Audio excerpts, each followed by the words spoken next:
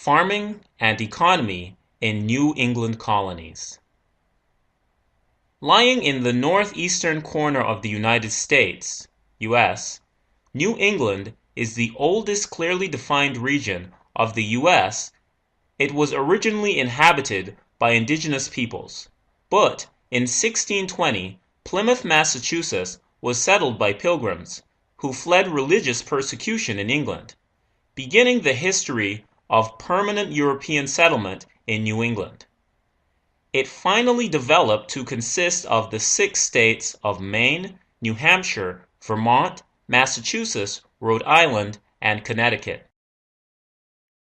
The New England colonies were settled largely by farmers. The farmers who expected to make a more prosperous living from the New England soil mostly lived in a world of stony discouragement. The soil that the first settlers found was truly malinged. The glaciers that passed over New England scraped away much of the region's soil and dumped it in the ocean, leaving the rest thoroughly mixed with rocks of all shapes and sizes and of great abundance. The farmers had to first clear stones from their fields before they could begin to farm. Besides, the cold, long, and harsh winters made the growing season very short, giving only enough time to plant one crop, such as corn. Due to these shortcomings, the farmers in New England colonies could only farm enough for their family and their farm animals. Because opportunities in farming were limited, people in New England had to find other ways to make money, which mainly involves fishing and whaling, shipbuilding, and lumbering.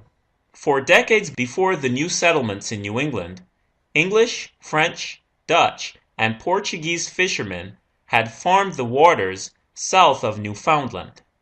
At the beginning of the 17th century, 10,000 men and youths manned 200 fishing craft from England in the Grand Bank, Boston, had an extensive export of fish as early as 1633 and in 1641. Governor Winthrop recorded the export of 300,000 dried fish. By 1700, at least 4,000 men and 600 ships from New England were engaged in fishing, and during the 18th century, the industry continued to expand steadily. This made life easier for everyone since it enabled fishermen to get enough fish to sell and make a living. In 1715, Christopher Hussey of Nantucket began the first colonial hunt for the sperm whale, creating an industry which quickly became a thriving and most profitable business. Whale oil was a vital ingredient for candle making and lamp oil. Buttons were processed from the whale bone, and ambergris was used in the perfume industry. Colonial assemblies from 1732 on began to offer bounties of 20 shillings apiece for the construction of 200-ton whaling ship, and in 1747 they began to double the bounty. Immediately prior to the Revolution, 4,000 men were involved in the trade. To keep the men on the seas required ships. This led inevitably to the growth of a shipbuilding industry, which in turn stimulated a sizable increase in lumbering. The rich forest that covered much of New England provided a fertile source for wood. White pine, in particular, was useful for making the ship's mast. In the pine forest of the coastal plains, tar, pitch, and turpentine were processed to meet the large demands of both seaman and settler. Massachusetts Bay launched its first craft, the Blessing of the Bay, in 1631, and received encouragement for further shipbuilding from the Navigation Acts of 1651, 1660, and 1663, all of which contained provisions favorable to the industry.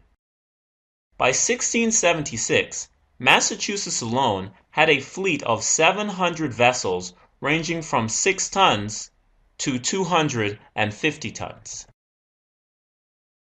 The industry grew with remarkable rapidity. The colonial need for new fishing craft and coastal trade vessels was soon matched by a heavy England demand, which the extensive American forests and the growing American production of naval stores made it possible for colonial shipbuilders to construct ships at two-thirds to one-half the cost of constructing them in England.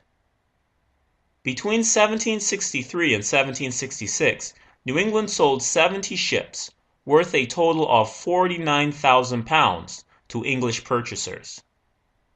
By the outbreak of the Revolution, a third of the ships flying the British flag had been built in the colonies, while New England possessed a fleet, independent of fishcraft, of 2,000 colonial-built ships.